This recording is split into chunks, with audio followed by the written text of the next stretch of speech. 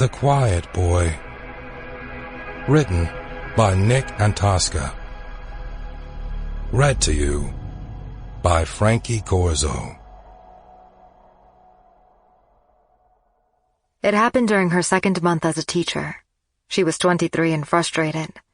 She'd expected to end up in a city, but Teach for America had sent her here, to this little town built around a dead railroad station, Rexford, West Virginia. Another teacher had told her the unofficial town motto was Hills, Whores, and Liquor Stores. She hadn't seen any whores as far as she knew, but there were definitely hills and liquor stores. "Okay, guys," Julia told her fourth graders. "Settle down and start writing your stories." She was lucky, she knew. She'd been born with a teacher's voice, confident but kind, pleasing to the ear but full of authority. They listened when she spoke. If you couldn't get them to listen, you were dead. You needed other things, too. Patience, a good memory of who you had been at that age. But most of all, you had to love the kids. Suffer when they struggled or when something bad was going on at home. Be happy for them when they succeeded or when they laughed wildly at a dumb joke. And she did. She loved her kids. She just wasn't sure she loved being a teacher. Especially not here, in this town. She herself had had a few teachers, particularly one in high school, who told her she could be something. What she wanted now was to be that kind of teacher, one who made a difference for her students, or at least for a few of them. But most of the Rexford kids didn't seem to want anything different. They already looked forward to dropping out of high school at 16. Your story can be a fable, a tall tale, or a fairy tale, she told the class. But remember, what do all stories have? "Miss Gray, I know," said Travis, his arm shooting up. "A beginning, a middle, and an end." Travis was loud and bossy, the kind of kid they always joked would become a teacher. He lived in Ballard Creek, a newish suburb outside of Rexford filled with D.C. commuters who lived out here because taxes were lower. Julia had gone there last month to drive a kid home after he'd missed the bus. The lawns were neat. She'd talked briefly to the kid's mom, who was a little drunk. The mom had pointed up the street at all the saplings and their swollen beds of dirt. "Tiny trees," she'd said, "all planted at the same time. That's why they're all the same size. There's nothing I hate more than tiny trees."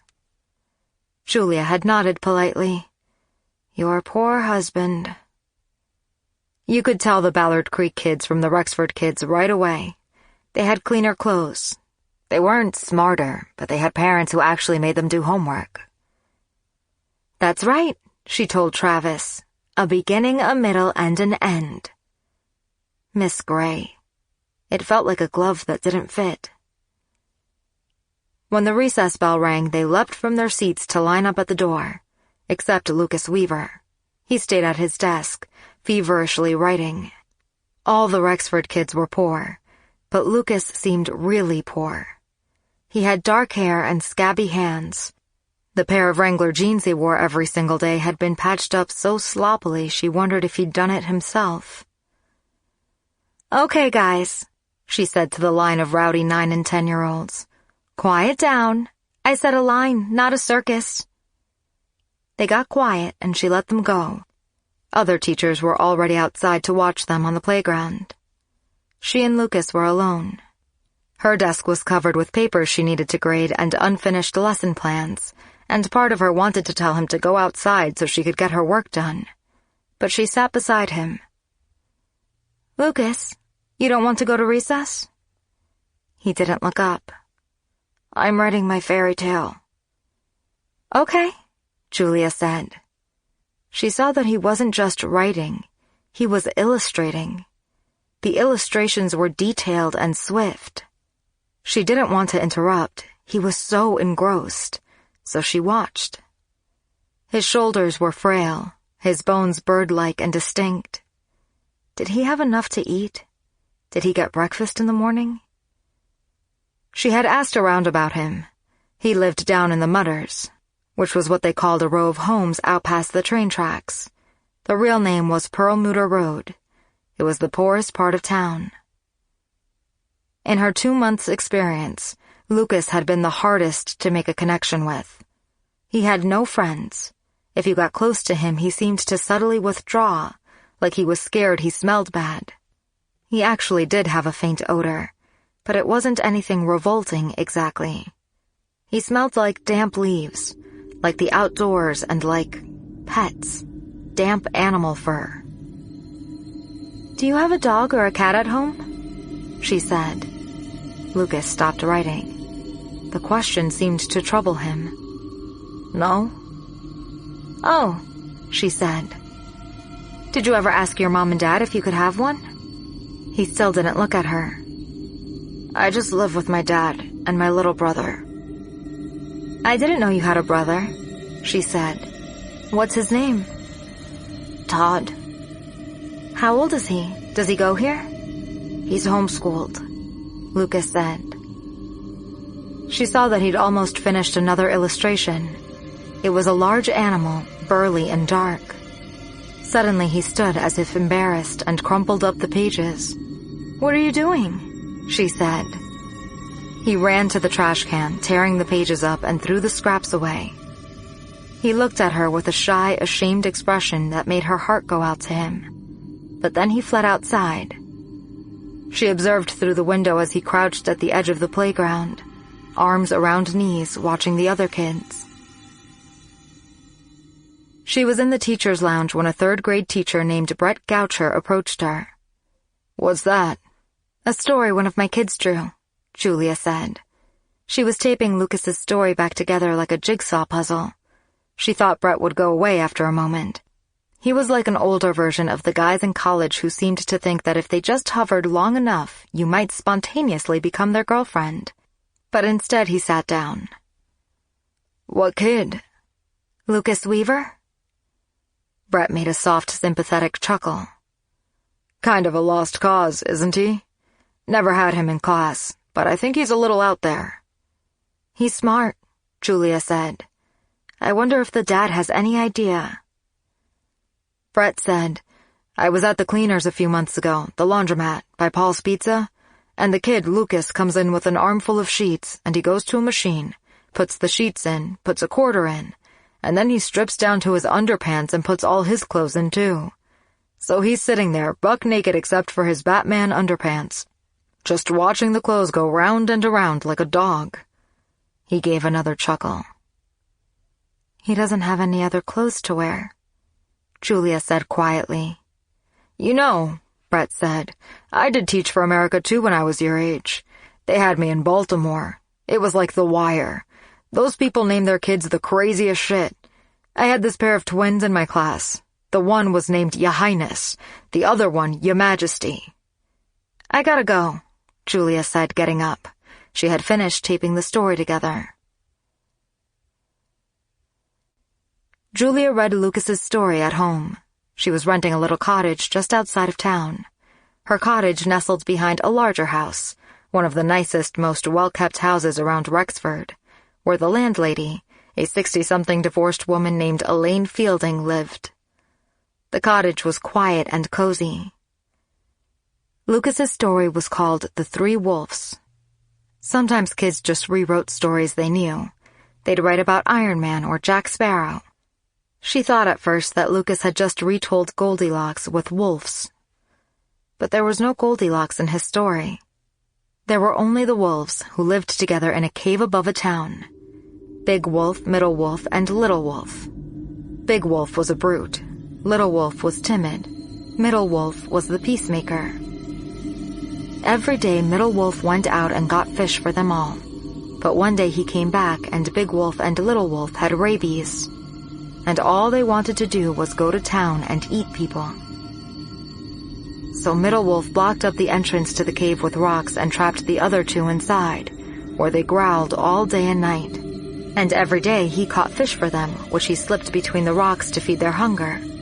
And every night he slept by the entrance to make sure they never got out. Lucas had drawn each of them. His illustrations were quick, but thoughtlessly confident, like a painter's sketches.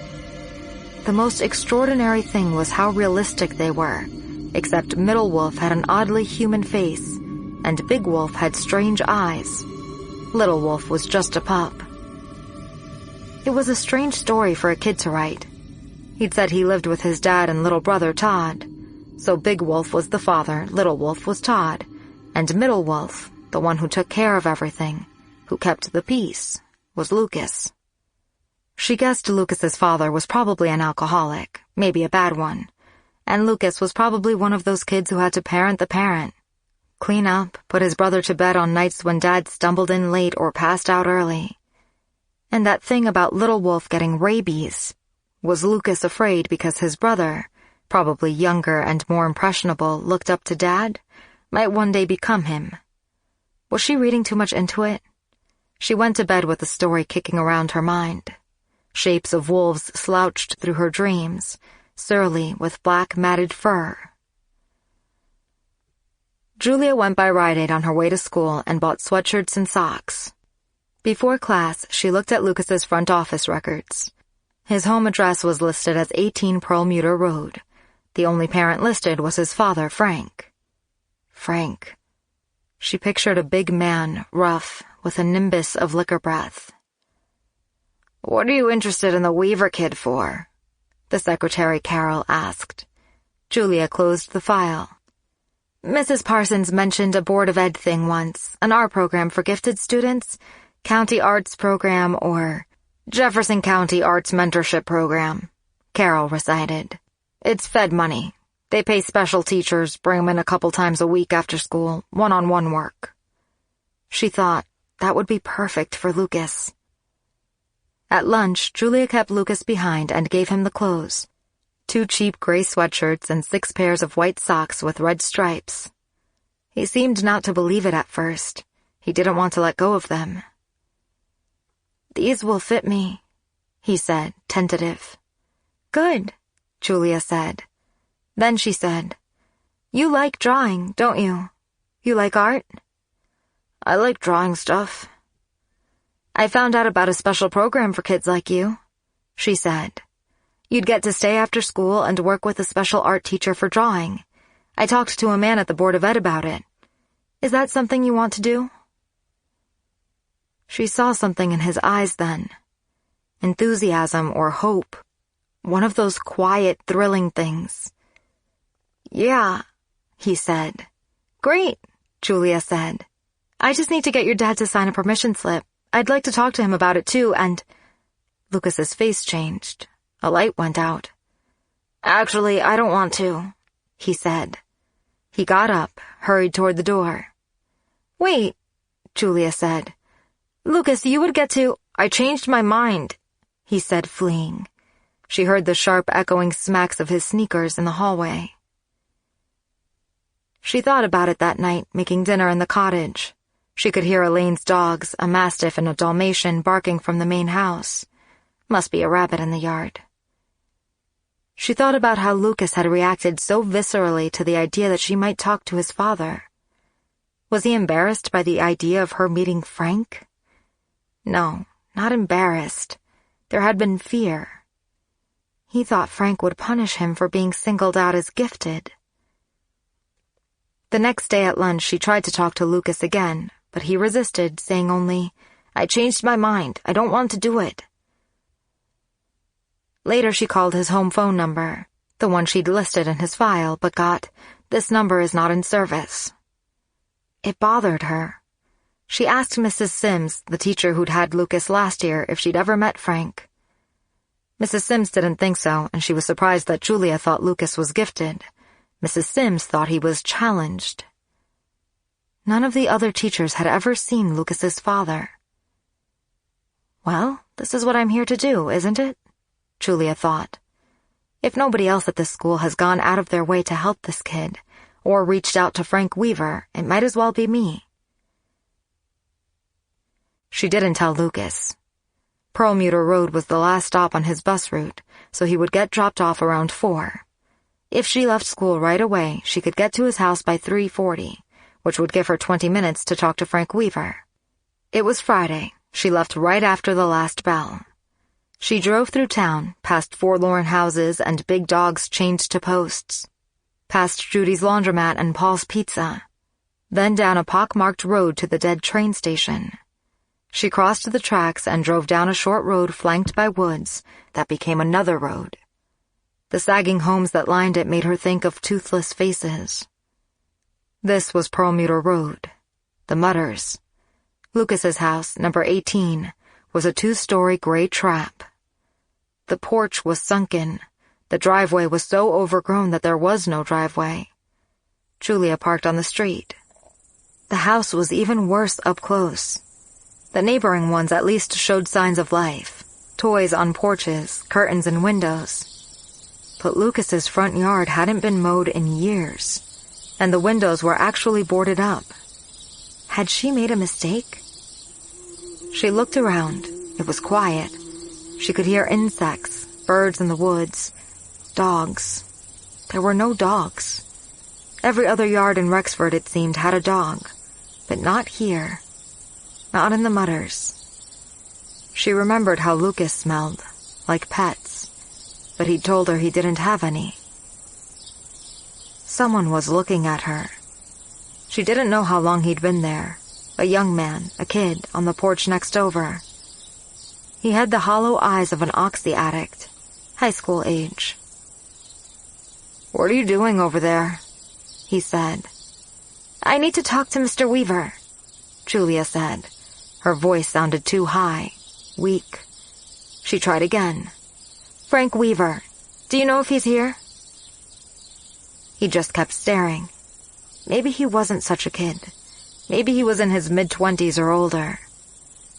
"You better get away from there," he said.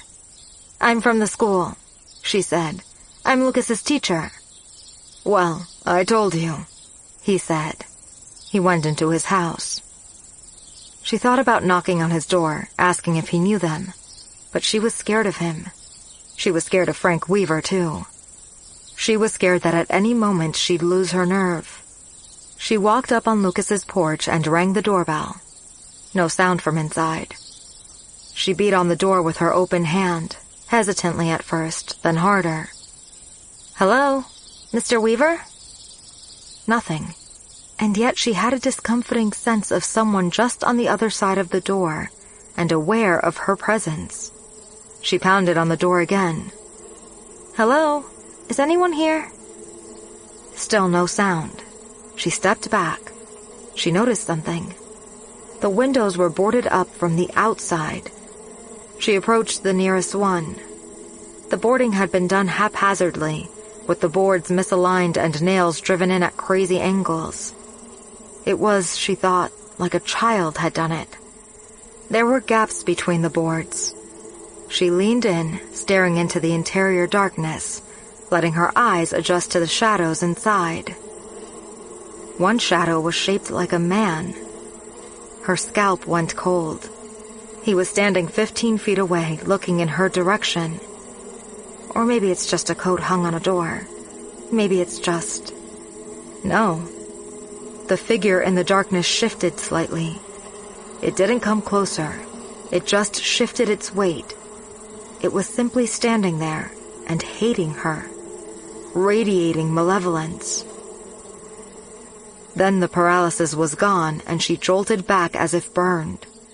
She stood at the edge of the porch, shaken. The sunlight on the back of her neck made her feel like a little girl, a fearful and wildly imaginative child. "You're just scared. You didn't see that." The neighborhood was empty and silent. She edged back to the window and peered between the boards. The figure was gone. There were still shadows in the same place, but they were undistinguishable from other shadows. Get your shit together. She'd come here to do something, to help a kid who needed help. Jumping at shadows was no way to go about it. Something was wrong here, though. That living room hadn't looked inhabited. Julia went down the porch steps and looked up at the house again, and now she noticed something. The upstairs windows were not boarded. There was only dark glass. Walking cautiously around the house, should I be doing this? She peered into the backyard. The grass was high. There was a slash of blue material in it. shiny like a windbreaker, a tent, a sagging blue tent, as if for a camping trip. The front flap was open. She approached it and knelt to look in. She saw candy wrappers, empty peanut butter containers, bed sheets with some comic book hero on them. Thor. It was Thor, a child's sheets. She saw pens and pencils and 9x12 paper, the kind they used in the school printers. And library books, school library books, Sounder and Bridge to Terabithia. And in the corner a small pile of familiar white socks with red stripes. Lucas was living in the tent. The poor kid. Where was Frank Weaver? Had Lucas's father abandoned him here? Gone out drinking one night and never come home? She went back around the house intending to leave, and then she heard the school bus. Instinctively she stopped, half hidden. Lucas and two older boys got off. The older boys were roughhousing as they went off down the street. She watched Lucas walk toward the house alone. He went around the other side into the backyard. She crept back around to see him enter his tent. After a moment, he came out with the Thor sheets bundled in his arms. He carried the bundle back around the other side of the house. She watched him go up the street, his small figure getting smaller, off to the laundromat. He was on his own. She would have to talk to Child Services, get the county involved. Once he was gone, she walked toward her car. But a prickly feeling on the back of her neck, like a silk scarf brushing against it, made her turn and look back at the house. It was a shell, a sarcophagus. A shape moved in the upstairs window. A child's silhouette, smaller than Lucas, maybe 5 years old. Then it was gone. It had been sucking on its fingers. Todd, the little brother. She walked back to the porch. She rang the bell and called, "Todd?" No answer. But she'd seen him. He was in there. She pounded on the door. Silence. She peered through the boarded-up windows again. Darkness. Then, soft as a cat, a little figure dashed past. "Todd!" she shouted. "I'm Lucas's teacher, from school. Can you let me in?" No reply. She tried the front door, locked. "Todd, I need to talk to you." She heard something like a kitten mewling from inside. Plaintive. As it got louder, it sounded less like a kitten, more like a child. It grew into a sob, a sound of desolation and fear. "I have to get in there. I have to help that child." She banged on the door. "Can you hear me? Open the door." The crying seemed to be from deep in the house, maybe from the basement. It had a faraway, panicky, almost hysterical quality. Julia threw herself against the door. Something terrible was happening inside that house. Something had happened to that child. A kind of madness was coming over her. "I'm coming." The door didn't give. She looked around wildly and saw something sharp in the grass. A long piece of metal, rusted, something from a car. She brought it to the door and stabbed one end between the door and the jamb and pulled. And with a retching crackle, the door swung inward, the old lock ripping out of the dry, almost rotted wood.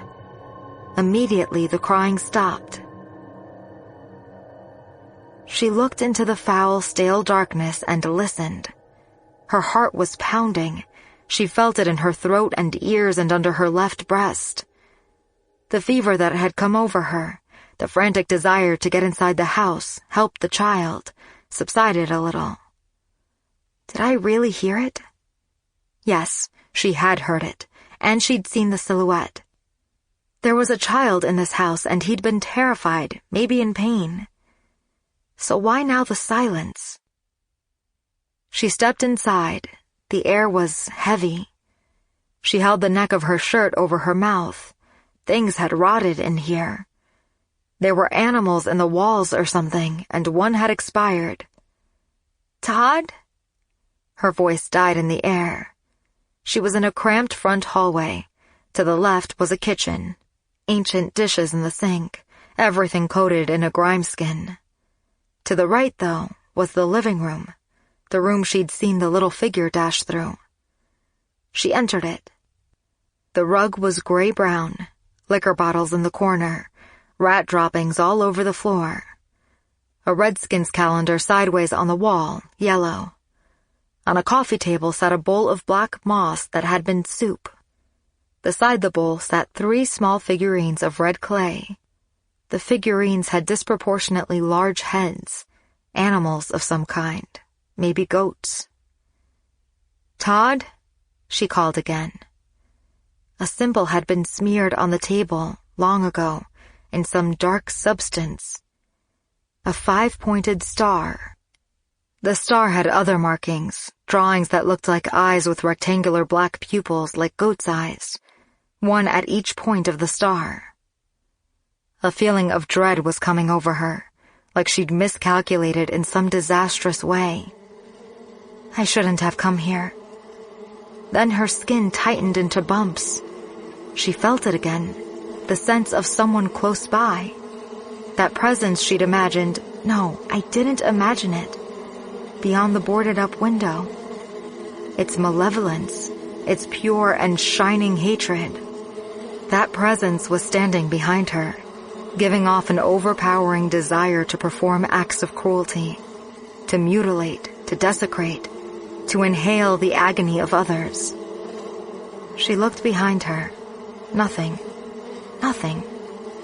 She wanted to flee the house, but another darker room waited beyond the living room, the room into which the small figure had dashed. She took a step toward that doorway. It led into a dining room where the light didn't reach.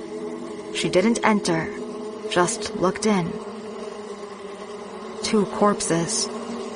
A man and a small child curled on the floor. They'd been dead a long time. They were dry as leaves, almost mummified, and there was something wrong with their faces. A sense of presence behind her grew suddenly intolerable, as if it were just now leaning over her shoulder, its big chin almost resting on her collarbone, its breath on her neck. "One more step." A whisper. She jolted so hard it was more like a convulsion. In a mindless panic, she ran from the house. On the lawn, she fumbled for her phone, gasping. No service. The house is doing it, she thought hysterically. Whatever's in the house, it's that strong. It's jamming the signal. She was halfway up the street before she got any bars. The sheriff's name was Drew Easton. He was a skinny, thoughtful-looking 40-ish man with deep crow's feet and a calm half-smile. On another day, she might have found him attractive. "Stay here," Easton told her. 2 more squad cars were pulling up. That was probably half of Rexford's police force. "We'll go in and see what's what." She waited, numb, by the police cars. She kept hearing that voice in her ear, the raspy whisper, a man's voice, rough and insistent. The sheriff went into the house with a few deputies. One came back out. His face was ashen and gleaming, and he kept rubbing his mouth. When Sheriff Easton emerged, he wasn't smiling anymore. He looked older. "Like you said," he told her. 2 bodies. State crime lab will tell us for sure. But I think it's Frank Weaver and his son Todd. "I don't understand it. Why didn't Lucas tell anyone?" Julia said. "Probably scared the county would take him away. Probably seen it happen to other kids down here." He looked around. Some residents were outside, watching the police cars. "I'll get Kenny to go by the laundromat, pick up the kid." "Okay," Julia said. "I'd like to stay here until they find him, if that's all right." "Do you have any idea what happened? How they died?" Easton sighed. "If I had to guess, I'd say Frank killed his boy. Maybe fed him rat poison, there's a big box in there. And then killed himself. What happened after that, I don't know. It looks like nobody's been in there for a year. Jesus." "What about the crying I heard? And the person I thought I saw moving around. You didn't think. You saw it. Easton gave her a strange look. There's nobody else in there. We looked all over. Only place we haven't been yet is the basement. Why not? She said, uneasy. It's locked. Heavy door. We're looking for a key. We'll get a locksmith to come if we can't find one. Could someone be down there? If so, they're keeping quiet. He shook his head again, slowly exhaled. What? I've been a cop for 25 years. I've seen a few people who died younger than they should. But in there, something's not right. She nodded. She knew. One more step. Easton went reluctantly back to the house. A coroner's van arrived. 2 men in white uniforms carried out the body bags. They were loading the second body bag, the little one, when footsteps came up quickly behind her, soft and crackling. She cried out as she turned. It was Lucas. He had come out of the woods up the street. He must have taken a shortcut and the police had missed him. Clutching his bedsheets, he stared with horror as the bodies were taken away. What are they doing? He asked in a high, shaken voice. We found your father and Todd, she said gently. We know you've been on your own. It's going to be okay. We're going to... What are they doing? Lucas, how long have you been living like this, by yourself? She said. Can you tell me that? When did it happen? He didn't seem to hear. He took a few tentative steps, staring with what seemed like disbelief at the small black body bag being loaded into the van. They took them out? He said. They're taking them away? Lucas, she said. They're not going to take you away. Someone's going to... They can't do that. The look on his face was heartbreaking. A look of despair, of someone who has no choices left. No kid should have to feel that way. She stood in front of him to block his view. She put her hands on his shoulders and looked him in the eyes. It's going to be okay, she told him. I know this must have been hard. I can't imagine how hard. But I'm here for you. That's a promise, do you understand? His state of shock seemed to subside, and a flicker of comprehension came into his eyes. He nodded. That's a promise, Julia said again. Very quietly, he said, I'm scared. She hugged him. She couldn't help it. Julia spoke quietly with Easton out of Lucas's hearing. The sheriff had tried asking the kid a few gentle questions, but barely got a response. What's going to happen to him? Julia asked. First thing, we need to figure out the relative situation. Maybe he goes to live with an aunt or grandma. What if he doesn't have one? Well, Easton said uncomfortably. Then we see what the other options are. There are good foster families out there. What about this weekend? Julia asked. Where's he going to sleep? It was clearly a question the sheriff had not considered yet. Well, he finally said, I don't know that even if we drove him to Morgantown they'd have a place all set up for him tonight. I'll see if I know someone who can. I can, Julia said. He can stay with me. I rent the cottage behind Elaine Fielding's house. There's room. Well, good, Easton said. I mean, you're his teacher. She drove Lucas to her cottage. The whole ride he stared out the window, scanning the trees like he was looking for something. Very faintly in the distance there were sirens. Rexford was in a valley and sound carried. Do you want to listen to the radio? Julia asked, because she didn't know what else to say. What could you say to a kid who'd been through what he had? All you could do was try to make him feel safe for the moment. No matter what I do, he's going to need a lot of therapy. Lucas didn't seem to hear her. He just kept looking out the window. Now and then he twisted in the seat to look over his shoulder, as if something might be following them down the road. Elaine, her landlord, was retrieving the plastic refuse bins from the end of the driveway when they got home. Elaine was tall with short gray hair, a husky laugh, and a serene, absent-minded smile. She was smiling now, wiping one hand on a faded t-shirt that said Vandals, which Julia was pretty sure was an old band. She was also pretty sure Elaine smoked a lot of weed. Elaine leaned down to the window to say hi. "Hey, who's this?" she said. "One of your students?" "This is Lucas," Julia said. "He's hanging out this weekend. Right, Lucas?" Lucas studied Elaine. "Yeah," he said. "Lucas, Elaine lives in the other house, that one." Julia pointed it out. Elaine looked a little puzzled, but waved. "Okay then. Lucas, I want you to do one thing for me, okay?" "What?" he said even more quietly. "Keep it real. Can you do that?" "Yeah." "Good," Elaine said. "Then you don't have to worry about anything." Julia drove up past the main house and parked by the cottage. It was getting dark. Once inside, Lucas shut the front door and locked it. Then he went around and locked all the windows. "You want to get some pizza for dinner?" she asked. She was trying to keep him occupied, if not entertained. She had just started playing Despicable Me on her laptop. She didn't have a TV. And they were on her couch watching it. He sat with his arms wrapped around his knees.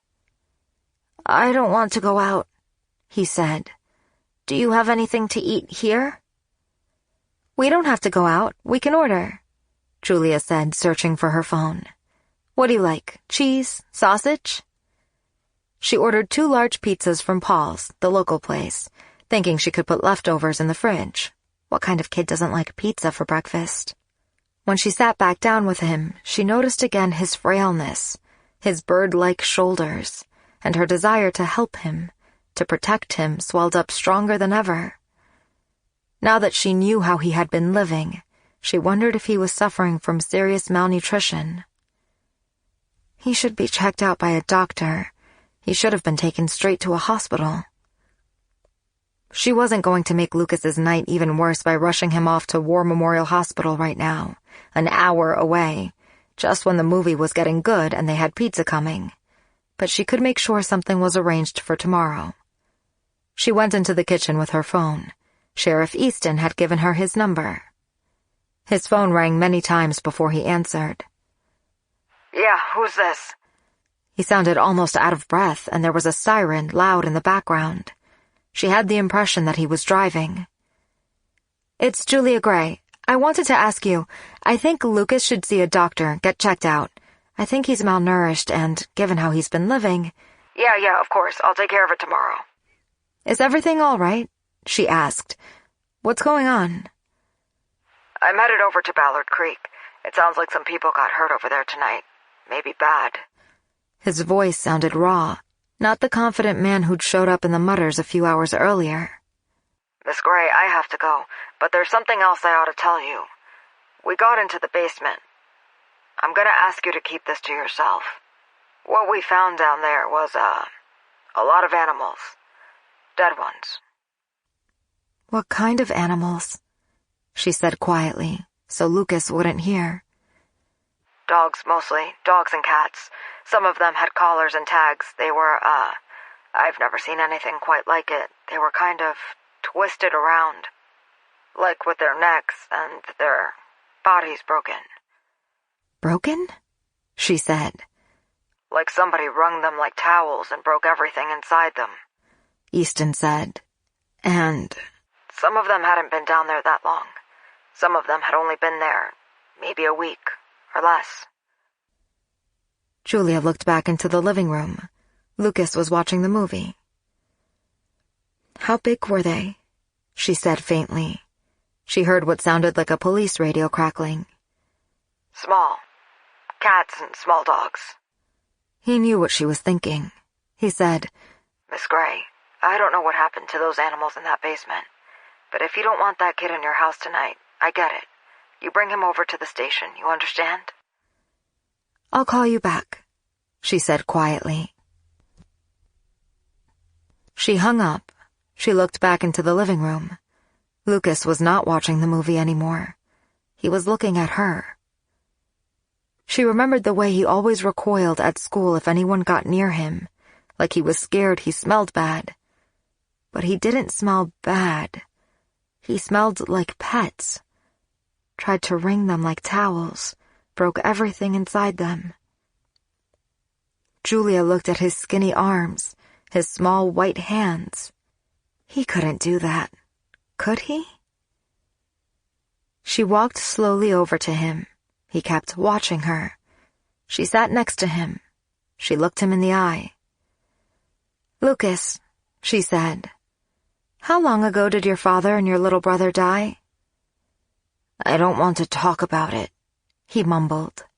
"You need to," Julia said. "How did they die?" "I don't want to talk about it," he repeated almost inaudibly. "Did you see it?" He didn't speak. She looked at him. That quality he had, which she had interpreted as vulnerable shyness, could it be something else? Something colder, reptilian? She remembered that movie The Bad Seed, or was it The Good Son? One of her relatives, had made a joke about it when she became a teacher. "Lucas," she said, her voice catching in her throat. "They found some animals in your basement. Do you know what I'm talking about?" No answer. "Do you know how they got there?" No answer. "Did you put them there?" He shook his head slowly. She took his arm. It was as thin as a bone. "Lucas, if you don't answer me, I can't help you. Please, tell me the truth. Who killed the animals in the basement?" He just stared at her. Thoughtlessly, as if in a dream, she stood up and started backing away. Dimly, she was aware of the dogs barking over at Elaine's house. But then they both went silent. The movie still playing on her laptop chirped mockingly. Lucas watched her back into the kitchen, then turned to look out the window, where darkness had fallen. She called Sheriff Easton back. She had to call 3 times before he answered, and when he did, she could hear screaming in the background. The gender of the person was impossible to know, but they were screams of fresh, shattering grief. "Who is that? What's happening?" Julia said unsteadily, a panic rising. "Miss Gray, I gotta call you back," the sheriff said hoarsely. "Some people got killed over here in Ballard tonight." The way he hesitated before he said killed made it sound like they hadn't just been killed. Like something more awful, more specific had happened to them. "I think maybe some kind of animal's gotten loose. We don't know where it is now." Rabies.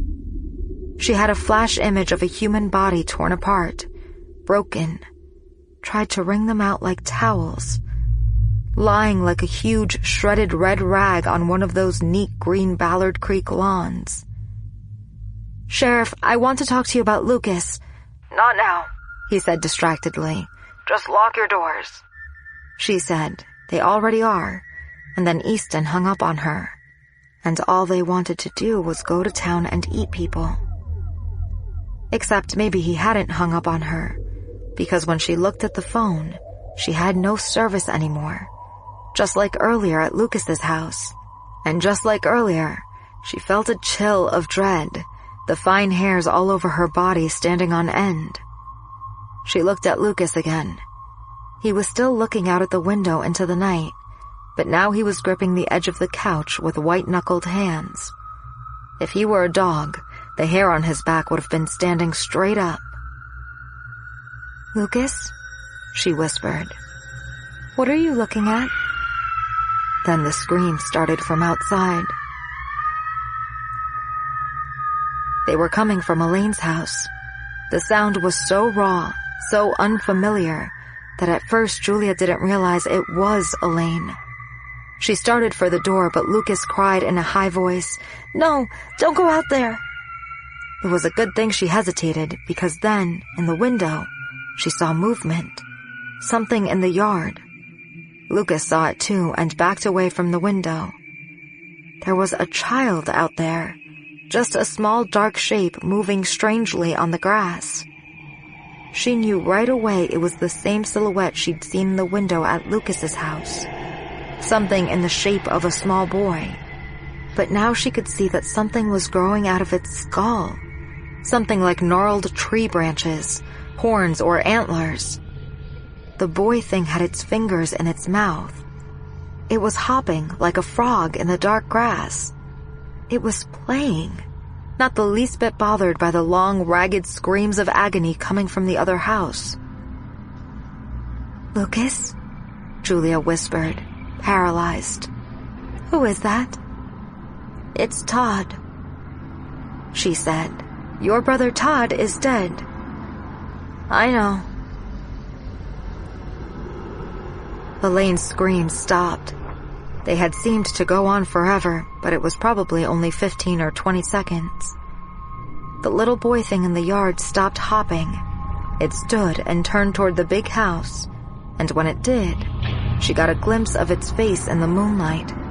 Wax white and strangely bulbous, with large, crazily staring eyes, and a wet mouth that was sucking on itself as if in constant search of a food source.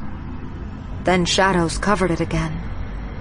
The glimpse was so shocking, so bizarre that she wanted to believe she'd imagined it, that her mind had drawn it up from some horror movie she'd seen as a girl. The lights in Elaine's house were dark. They'd been on earlier. Now the little boy, Todd, was staring at Elaine's house as the back door swung open and something, a man-shaped darkness but larger than a man, emerged. Julia recognized it too. It was the thing she'd seen the first time she looked in the boarded-up window of Lucas's house. The figure that had radiated such malevolence. The one that had whispered to her, "One more step." Now she could see that it too had great gnarled oak-like antlers. It walked to the little boy, if walked was the right word because its feet didn't quite seem to touch the ground, and held out its hand. And the little boy shape seemed to eat or lap something out of its hand. She didn't have to ask Lucas who it was. She knew. It was Frank Weaver. Frank and Todd turned to look at the cottage. Their faces, indistinct in the darkness, were grotesquely, almost clownishly evil. "Lucas," she whispered, "what do they want?" He was so quiet she could barely hear him. "They're hungry. They're always hungry." And all they wanted to do was go to town and eat people. They were still just standing out there in the yard like hateful statues. She understood that they didn't eat in the normal sense. They didn't feed on flesh. That wasn't what he meant. They fed on pain. "What are they?" she whispered. "How did they get like this?" "He did it," Lucas said. "He made it so if they died, they would be like this." His voice choked off. "He didn't know that if their bodies stayed in the house, they couldn't get out." "You were feeding them, weren't you?" she said.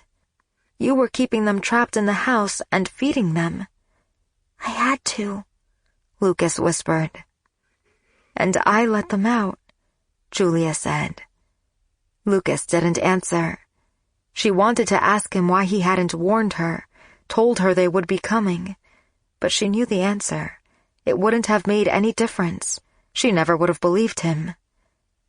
She said, "Is there anything we can do?" He stared out the window, his chin crumpling. "They don't like the light," he said, "but the lights are going to go out soon." The two figures in the yard were no longer standing still. The little boy started toward the cottage, still being playful. He took giant, exaggerated tiptoe steps, like a cartoon character sneaking up on someone. And the huge man strode, floated after him. A full-body panic seized her.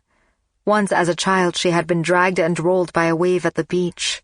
It seemed to go on forever, and as her brain screamed for oxygen and black dots swelled in her vision, she'd felt the same panic. I'm going to die too soon, as in now. They came toward the cottage with nightmarish slowness, grinning, enjoying themselves, like an obscene parody of a father and son out for a walk, and she knew that when they reached it, her life would end. I'll go with them, Lucas said faintly. They came for me. If I go out there, they might not. Shut up, she hissed. She was trying to think. The lights are going to go out. She knelt and fumbled under the table by the front door. She kept a flashlight there. A tiny voice in her head screamed at her. Send him out. For fuck's sake, if he's the one they want, send him out there and run. Ignoring it, she turned the flashlight on, a heavy, powerful mag light with a black metal handle longer than her forearm, barely a second before the lights went out. Darkness surged on them. The mag light's beam swung wildly, bleaching the walls and ceiling. She saw their leering, impossible faces suddenly right outside the window, pressed up against the glass looking in. Their eyes had rectangular black pupils, like goats. The boy gibbered soundlessly, lips moving and puckering. They'd be on her already, she knew, if not for the maglight, which had already begun to flicker. Give him to me. A whisper, but it felt like burning smoke against her eardrum, like steam enveloping her brain. She cried out and recoiled, and then they weren't at the window anymore, but inside. The man shape in one corner of the room, and the boy shape in another, moving in. And the flashlight died, and Lucas was shrieking. And Julia was about to scream in someone else's voice, "Take him, leave me alone." Headlights flashed across the front windows. A car was pulling up outside. Frank and Todd weren't there anymore. A car door slammed. Footsteps came toward the front door. Julia tried to warn the pizza delivery boy, but he barely had time to ring the doorbell. Then two shapes lunged past the front windows, and he started screaming too.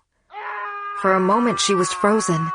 Some part of her, was it though, really, had been about to do it, about to give Lucas up. A hot wave of shame washed over her. She heard bones breaking outside, all at once, like a sheet of bubble wrap being twisted, and her paralysis broke. They only had a moment or two. She pulled Lucas into the kitchen and grabbed a glass salad bowl, a steel pot, and the iron skillet she used for cooking eggs. She arranged them on the linoleum floor in a triangle with herself, and Lucas at the center. She started tearing up newspaper and filling them with it. Then she grabbed some matches and lit the newspaper on fire. "Keep putting paper in," she told Lucas. "Don't let the fires die." They had only 3 newspapers, today, yesterday, and the day before. How long would that last? The delivery boy's screams tapered off. The small fires began to rise, with Julia and Lucas huddled in their flickering light, feeding them. She saw Todd's dark shape capering in the living room, like a dog. Frank appeared in the kitchen doorway. Lucas gripped her arm. For a moment, Frank just looked at her, the fire dancing between them. The light played on his swollen face. "Give him to me," Frank whispered. A strange calm settled over her. Her brain seemed to enter that cloud again, that steam. She had to be realistic. They had gotten Elaine and the delivery boy, and some people over in Ballard Creek, too. They had fed. Maybe they would let her go if she gave up the boy. She could quit teaching, go back to school, do something else, live another life. Yes, first she just had to live through the night, and that meant give up the boy. "Push him out of the light." She didn't move, but she looked down at Lucas. It wouldn't be hard, and then they would be gone. Frank's obscene face seemed to swell and distort in the firelight. "Give him to me. He's my son." She placed a hand on Lucas's shoulder, felt the frailness of his bones, the heat of his flesh. Lucas looked up at her. He was waiting for her to push him away. She looked up at Frank. She dug her fingers into Lucas's shoulder. She shook her head. Nobody noticed at first when she didn't show up for school. The town of Rexford was in shock. 6 people killed during the night, including the 2 over in Ballard Creek and others missing. But when her coworker, Brett Goucher, who taught 3rd grade, eventually dropped by her cottage and checked on her, he didn't even go inside. The kid from Paul's Pizza was lying on the porch. Paul himself was there too, having come over to see what had happened to his missing delivery boy. After what had been done to them, they looked more like disgracefully made pizzas than people. Mr. Goucher got back in his car and fled. It was Sheriff Easton who finally found Julia. She was all over the kitchen floor. She was alone.